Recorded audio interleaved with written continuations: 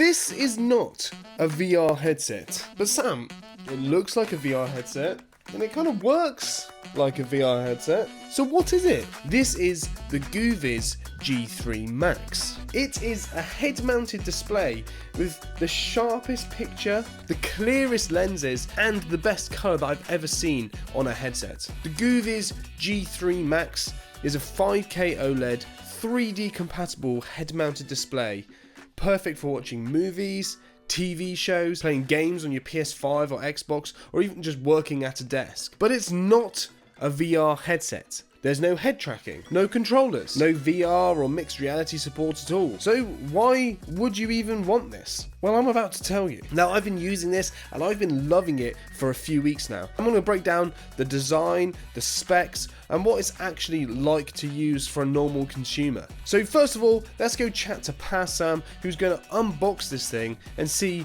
what we even get. You get this cool looking box, and check this out. Are you ready? It's all looking very spacey and futuristic. Got some chargers here and the actual display itself. The thing that's, I think, quite surprising is it's very small. Here is a Quest 3. Look at the size difference. Look at that. That is ridiculous. It is tiny. Now, getting right into it, I am massively impressed with the build quality of this. Now, aside from the high quality internals, which is what we'll sort of discuss a bit later, the outside looks good. I mean, the overall material is a sort of plasticky material, which honestly doesn't feel that bad, and I don't think you can really expect much less on a head-mounted display, because as soon as you start adding sort of metal exteriors, it's just going to weigh too much and be uncomfortable. But all of the buttons have like a really nice satisfying click to them. Yeah, it's like those are nice buttons. And these sort of lens prescription dials that you have on the side have a really nice satisfying like snap to them when you're turning them. It all just feels very high quality and very well put together. And when I'm talking about these, I'm not talking about the IPD, the interpupillary distance that you get on most VR headsets. That's actually at the bottom here, and they're on independent sliders, which means you can have this on and match it to each eye individually exactly, which is a very good thing. But what I was actually talking about, it's literally, if you have bad vision and you need glasses, you can match this to what your vision is, so you can make it look really good even if your vision is terrible. You don't have to wear your glasses with this. In fact, I'd recommend you don't. So honestly, eye comfort doesn't really get better on a headset at all. How about head comfort? And honestly, I think that's definitely up there too. Now, in the box you got the sort of fabric strap. This strap you would use is a lot easier to adjust, and it's got this nice bigger padded strap. You have this sort of padding all the way around, which is really comfortable. If you do decide to get this sort of more premium strap, that makes it even more comfortable, I'll be honest. But the other strap is probably better if you're lying down with a headset on, because it's not got this big bulky plastic thing behind your head. Now, the head strap actually works like a halo strap. I say like a halo strap. It is a halo strap, so what the weight is distributed on is on your head and your forehead and the back of your head, and obviously these little pads on the top, as opposed to actually pressing into your face.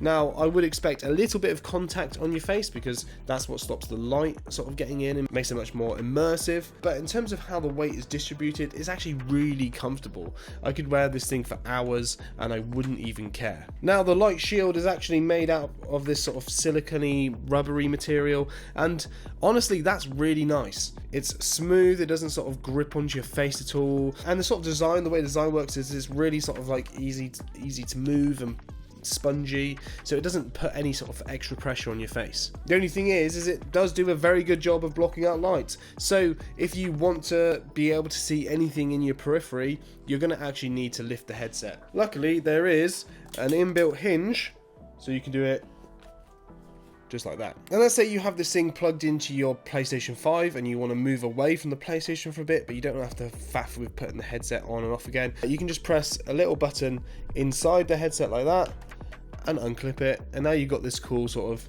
superhero Magneto style helmet. I say super cool. It's the type of thing where I would do it and forget I was wearing it and then just go out in public like it and everyone would be looking at me. But I mean, I've gone out worse, so can't be too bad. All in all, it's very well designed and it's very well built. They've sort of thought about everything, and I'll be honest, I'm jealous that most VR headsets aren't as well done as this. Okay, so you put the headset on, and what do you see? Well, nothing. Nothing at all. It's a display. In fact, it's not even powered. It doesn't have a battery on it. If you use the USB-C cable to plug it into a laptop or into a tablet or something like that, it will actually get powered by those devices, including if you go for the Smartbox set, this little battery pack that will power the headset too. If you plug it via HDMI into something like a PlayStation 5 or an Xbox, you're going to need to add an extra power cable, so a USB-C cable into that adapter, which will then provide the power. I don't really know what defines whether it will be powered. I guess it's however it can get power from that device or not. For example, I plugged it into my Nintendo Switch, hoping that it would work with the Nintendo Switch, just plugging it into the USB port, but no, you have to plug it into the Nintendo Switch through the Nintendo Switch dock, which puts it into TV mode. If you can't put the Nintendo Switch into TV mode, it won't output a signal. And that's more a problem with the Nintendo Switch than it is with anything else. Now, the screen is a low blue light screen, which means it does protect your eyes from any sort of thing. So if you're using this before bed, it's going to be easier to get to sleep. And if you're using it for long periods in the day, you're going to avoid eye strain in that sense too. Now, it's enough to protect your eyes without looking obviously low blue light. Honestly, I didn't notice it was low blue light until I read about it afterwards. It's subtle, but it works. Now, some quick tech specs. The refresh rate is up to 120 Hz. There is no VRR support though, so no variable refresh rate. And if you are using 120 Hz, it is limited to 1080p. We will get onto what the gaming experience is like on it slightly later in the video. The field of view is only 65 degrees, which for a lot of people might sound like that's not a lot, but bear in mind this is not VR. You don't have to be able to see it on the corner of your eyes, and if this screen went all the way out to the corner of your eyes and you're watching one piece of content, that's going to be horribly uncomfortable. 65 degrees is actually the perfect field of view you'd like for a screen. Any more than that, then you're going to be missing things. Any less than that, then obviously you have spare place to work with. Now, it also does have full 3D side-by-side support. So if you have a Blu-ray player that you plug into this and you press the 3D button, it will connect to that properly. It doesn't do blue-red 3D, it's side-by-side 3D. And that 3D button will then cross over the side-by-side to work with the headset. The contrast ratio of the display exceeds 100,000 to 1, so it's very, very good in dark places as well. You get deep blacks, you don't get any blooming. The color gamut is 95% of DCI-P3, which is very good, and it has a pixel density of 3528 ppi. I know, it doesn't really, it's hard to understand what that even means on a headset, I'll be honest. But so as someone who's tested tons of TVs and also tons of VR headsets, I have to say I'm massively impressed. Movies and TV shows look absolutely fantastic on this thing. Now, I'll be honest, it's not better than some of the best TVs. Like if you go for high-end TVs, things like motion on them is handled much better. They have things like VRR and all that stuff. But this is actually a very, very good display. And the fact that it's so clear and how they've done the lenses on this thing, considering how tiny the lenses are, is so impressive. Now, do bear in mind there's no motion smoothing. There's not really any TV settings on this thing at all, I'll be honest. Not having motion smoothing is actually probably quite a good thing, especially if you're watching movies and TV shows. It just looks better in general. But when you are watching movies and TV shows, you will need headphones. I promise you, you need to have headphones. Like, this thing does have speakers, so you don't need headphones, but the speakers are terrible. I'll be honest with you, the speakers are they're just terrible.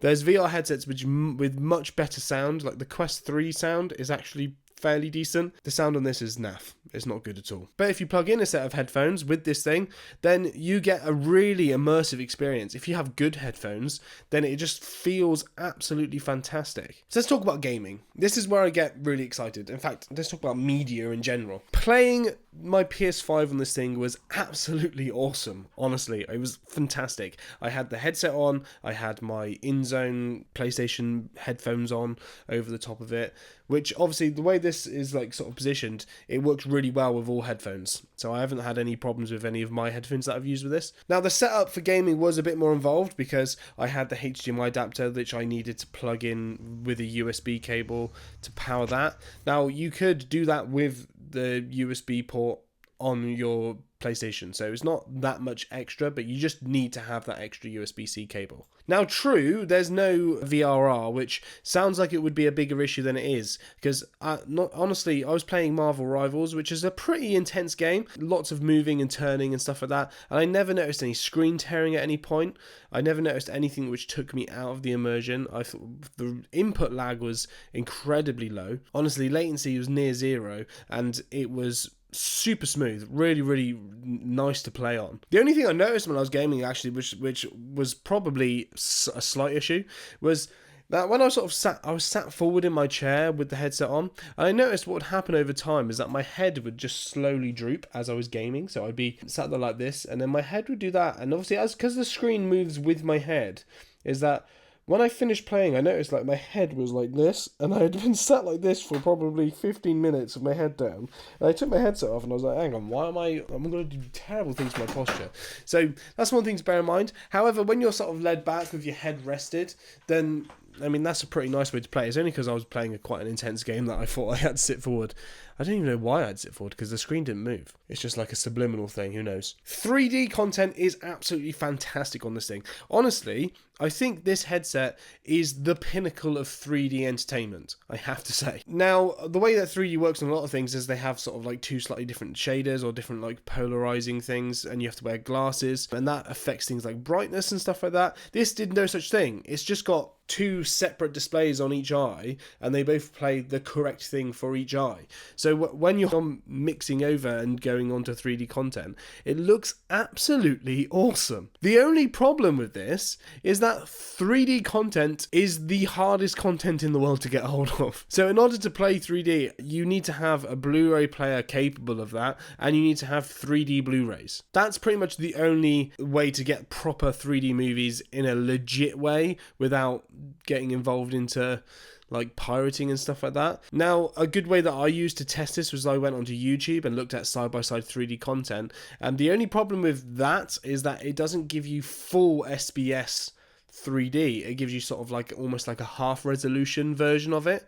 It can go 4K, but it's not 4K per eye, it's 4K sort of half of 4K. So what I would have really liked is there to be some sort of store or some sort of like way that I can stream or download 3D movies that is legitimate. That would be really nice. If you happen to have 3D movies and you've ripped them off of a Blu-ray, or you know someone that has ripped them off of a Blu-ray and you have access to those files, you can, with this little thing that they sent, you can put a micro SD card inside of that, and you can just load them straight up onto the little Google TV box if you want to do it that way. Or you can do it on your laptop, or however you want to play them. You just need to plug in something capable of it. But when I was watching 3D content, it was so immersive, it was so good, and I was like, this is what 3D should be.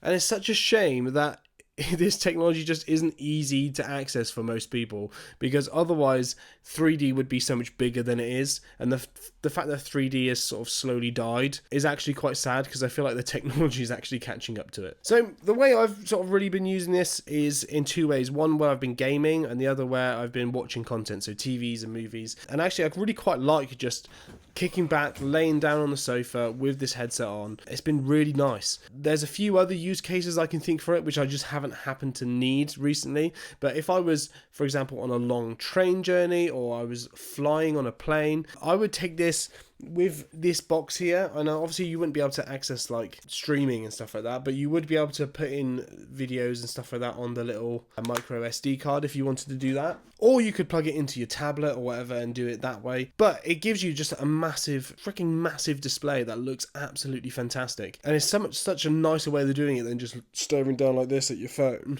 or just like sort of holding like a little tiny phone in front of you. It just makes it so much more immersive, so much more powerful and impactful. But yeah, just for me, you've just been chilling on the sofa and being able to play games or do that in a way that's really relaxed, but also it's just my own private little cinema. I'm sat there with my headphones on, I'm not bothering anyone, I'm not taking up space in front of the TV, I'm just there on my own, minding my own business. And it's really nice. Now, one thing that's sort of slept on in VR is using and watching 2D content.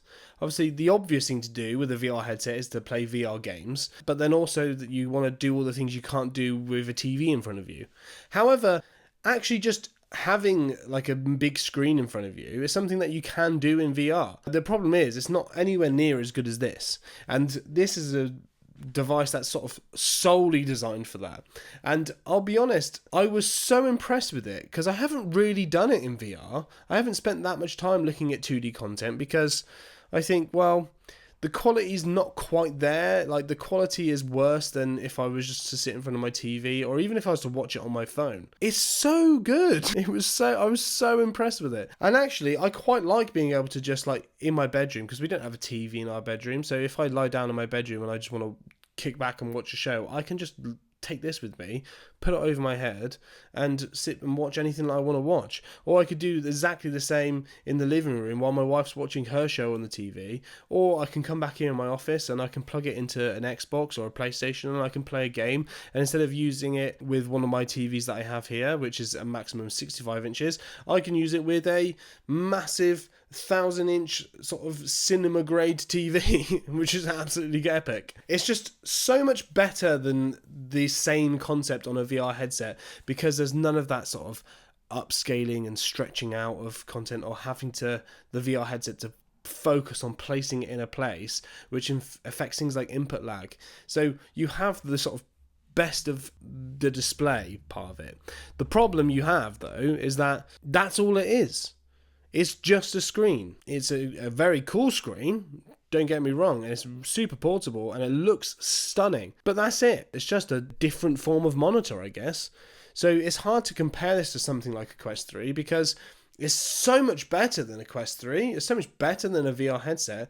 But also it's got absolutely nothing on a Quest 3 and it's got absolutely nothing on a VR headset because it doesn't do 95% of what those devices do. So I think let's break down the pros and cons, shall we? First of all, the pros. It's a glorious 5K OLED display that just looks beautiful. It's for a headset, it's unbelievably sharp and clear and pristine. And if you want to adjust it, it's got prescription-friendly lenses. You can match whatever your prescription is to the headset, and that's individual as well. You can individually do the IPD, individually do the prescription. So cool. The comfort and the fit of this thing is really nice. You can wear it for long periods of time and it doesn't feel uncomfortable at all. In terms of gaming, the latency is so good and it just looks so clear and sharp. I've not noticed any problems with like needing VRR or anything. It just looks really, really good. And honestly, the 3D element of this, if you're into 3D content, if that's sort of right up your alley and you have the facilities to play the 3D content, you're gonna love this, honestly, because it just looks, this is how 3D was designed to be. This, if you're a big 3D movie fan, a big 3D TV fan, you got to try it. It's so good. There are cons. The audio is terrible. I've got to say, it's not even worth having it. It'd be better if it came with some cheap headphones because the speakers on this thing are awful. Obviously, unless you get it with this thing, it doesn't actually have any way of working. So you have to get something with it to work, or you have to have something at home to work. It's just a display. It's not even like a smart display. It's just a display. You need to plug something in to get it working. Obviously, there's no VR, there's no AR. When you have the screen on, you can't see anything around you.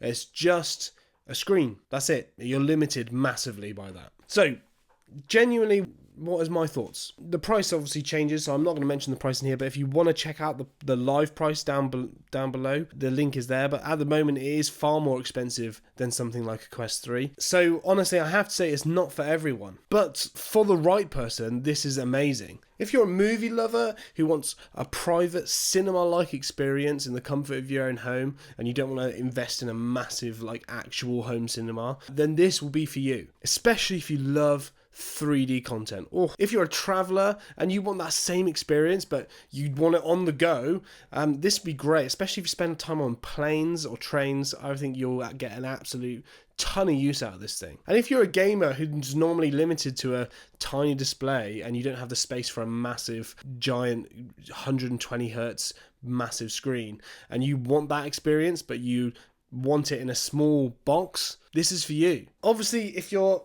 interested in VR and you want that, then this isn't for you. It's not a VR headset. It's just a display. It's a very, very cool display. It's a display that sits on your head, takes up no room whatsoever, but it's just that. So for some people, it's 100% worth it. And for you, if you think that might be you, there is a link down in the description. Please go down, check this thing out, because I'll be honest, will be massively impressed with the quality of this thing, but you just need to be aware of what it is and what it isn't. Guys, if you enjoyed the video, please drop a like down below. Apparently it helps. If you want to see more from me, then hit the subscribe button, and please drop a comment below, because I'd be really interested. Do you think this thing is too niche, or do you think this is the type of thing that would really pick up your interest? Love to hear your thoughts. So thank you guys for watching. I'll see you in the next one.